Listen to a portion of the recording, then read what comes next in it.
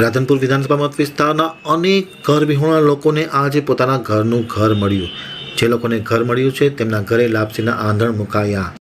રાધનપુરથી જગદીશ પંચાલનો એક વિસ્તૃત અહેવાલ। પાટણ જિલ્લાના રાધનપુર ખાતે આવાસ ઈ લોકાર્પણ કાર્યક્રમનું આયોજન કરવામાં આવ્યું હતું। ડીસા ખાતેથી આપણા મુખ્યમંત્રી ભૂપેન્દ્ર પટેલ ઈ લોકાર્પણ કર્યું હતું। આ પ્રસંગે રાધનપુર વિધાનસભાના જરૂરિયાતમંદ લોકોને પોતાના ઘરનું ઘર મળ્યું હતું, તેનું સપનું સાકાર થયું હતું। આ પ્રસંગે યોજાયેલા કાર્યક્રમમાં રાધનપુર વિધાનસભા મત વિસ્તારના ધારાસભ્ય લવિંગજી સોલંકી, પાટણ જિલ્લા પંચાયતના પ્રમુખ હેતલ ઠાકોર, ભારતીય જનતા પાર્ટીના કાર્યકર્તાઓ, પદાધિકારીઓ, આગેવાનો સહિતના લોકો ખાસ ઉપસ્થિત રહ્યા હતા।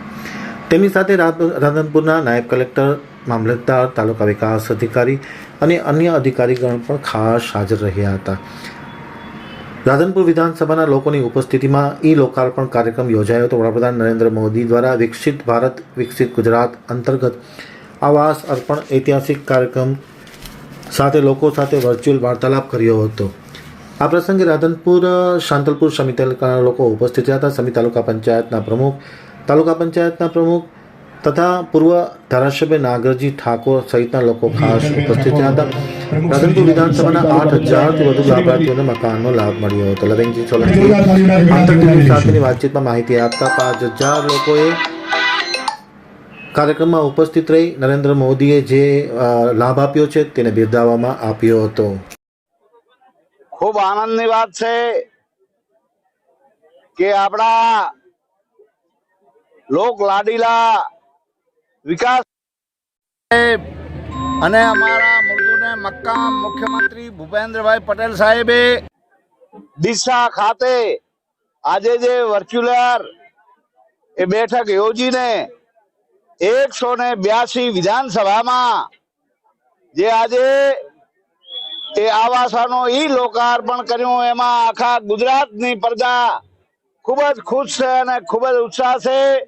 કારણ કે મારા આ રાધનપુર 16 વિસ્તારમાં વિધાનસભામાં એ 8,000 થી પણ વધારે આવાસ યોજનાનો આજે મારા એ ગરીબોને આવાસનો લાભ મળ્યો છે।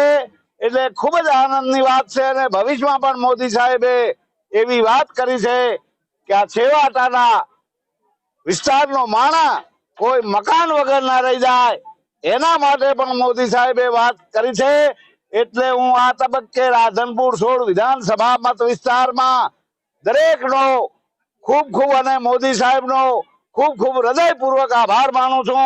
અમારી સાથે આપણા જિલ્લાના એ પ્રમુખ આદરણીય હેતલબેન અને બીજા અન્ય અમારા ભારતીય જનતા પાર્ટીના એ કર્મશ ખભે ખભો મિલાવીને લોકોને અહીંયા બહોળી સંખ્યામાં 5,000 થી વધારે પણ અહીંયા લોકો આવ્યા છે। એ બધા લોકોનો અને મોદી સાહેબનો ખૂબ ખૂબ આભાર।